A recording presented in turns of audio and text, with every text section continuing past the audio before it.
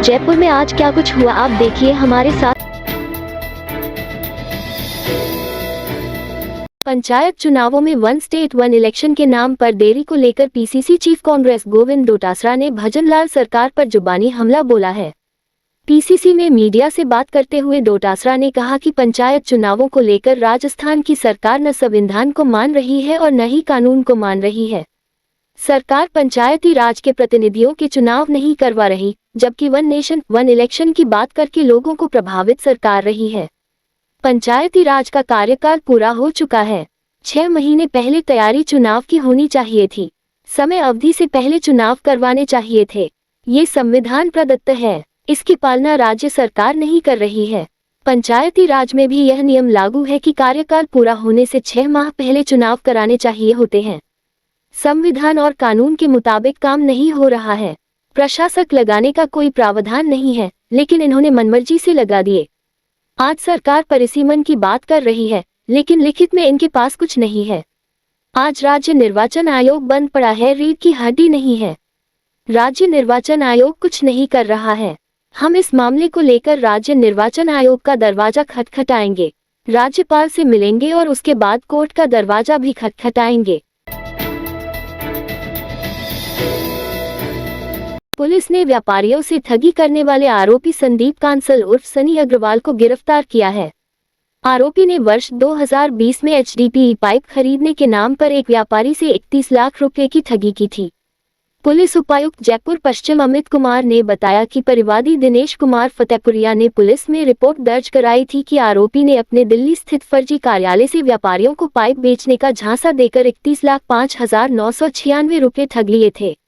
लेकिन पैसे मिलने के बाद आरोपी ने संपर्क तोड़ लिया और कोई सामान नहीं दिया। इस पर मुकदमा संख्या 240/2023 दर्ज कर जांच शुरू की गई। पुलिस ने घटना की गंभीरता को देखते हुए एक विशेष टीम गठित की, जिसमें अतिरिक्त पुलिस उपायुक्त आलोक सिंघल और सहायक पुलिस आयुक्त हेमंत शर्मा के नेतृत्व में जांच की गई। आरोपी को कानपुर के थाना फुलवारा से गिरफ्तार किया गया। भाजपा के राष्ट्रीय महामंत्री सुनील बंसल ने राजधानी जयपुर में एक राष्ट्र एक चुनाव अभियान को लेकर युवा, छात्र एवं नवमतदाता संवाद कार्यक्रम को संबोधित किया। जेएलएन मार्ग स्थित पंचायती राज संस्थान के सभागार में आयोजित संवाद कार्यक्रम को संबोधित करते हुए बंसल ने कहा कि देश में एक साथ चुनाव होते हैं तो देश में राजनीति कम होगी और देश का विकास ज्यादा होगा। दीर्घकालीन सरकारों पर केवल विकास का ही दबाव होगा, युवाओं को अधिक अवसर मिलेंगे और देश में परिवारवाद को बढ़ावा देने वाली पार्टियों को नुकसान होगा। इतना ही नहीं, राजनीतिक वैमनस्यता कम होगी और वर्क परफॉर्मेंस की पॉलिटिक्स को बढ़ावा मिलेगा और प्रधानमंत्री नरेंद्र मोदी का विकसित भारत 2047 के सपने को साकार करने की दिशा में ये कदम मील का पत्थर साबित होगा। पिछले 30 सालों से लगातार हर साल चुनाव प्रक्रिया चलने से देश के मतदाता में कहीं ना कहीं निरस्ताए है। करीब 40% लोग मतदान ही नहीं कर रहे, लेकिन एक साथ लोकसभा, राज्य विधानसभा चुनाव कराने और इसी दौरान 100 दिनों में अन्य निकायों के चुनाव संपन्न कराने से मतदाता की निरस्ता भी दूर होगी और एक स्वस्थ एवं मजबूत लोकतंत्र की ओर देश बढ़ेगा। एडीजी हवा सिंह भुमरिया मंगलवार को अजमेर पुलिस लाइन पहुंचे। यहां उन्होंने परेड की सलामी ली। उन्होंने पुलिस अधिकारियों से मुलाकात की।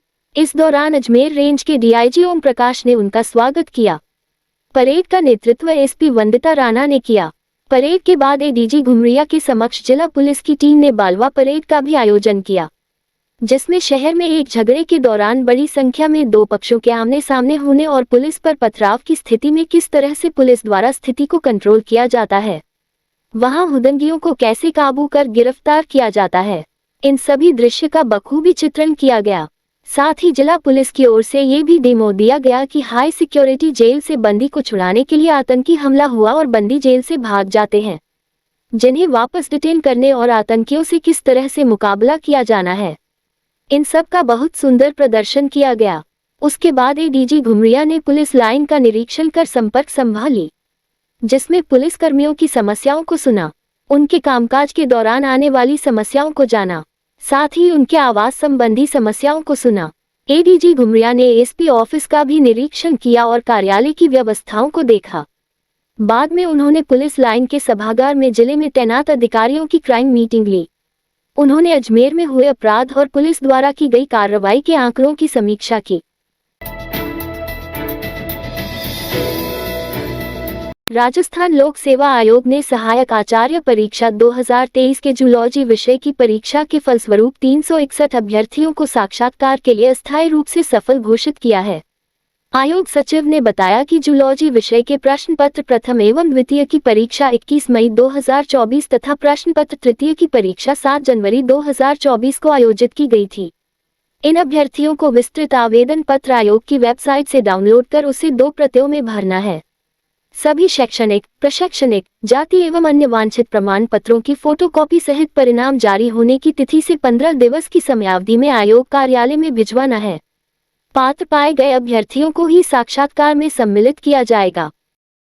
इस रात की सुबह नहीं होती जब तक हाथ में उसकी गर्माहट नहीं होती। चाय का प्याला, अखबार साथ पुराना है, मिट्टी से जोड़ता है। खबरों की खुशबू से सारा घर महकता है। हर रंग में ढला कहानियों से किस्सों तक ले जाता है बेरोक टोक। देश के हर हिस्से तक ये हकीकत का आईना है। ख्वाबों को सच करके दिखाता है।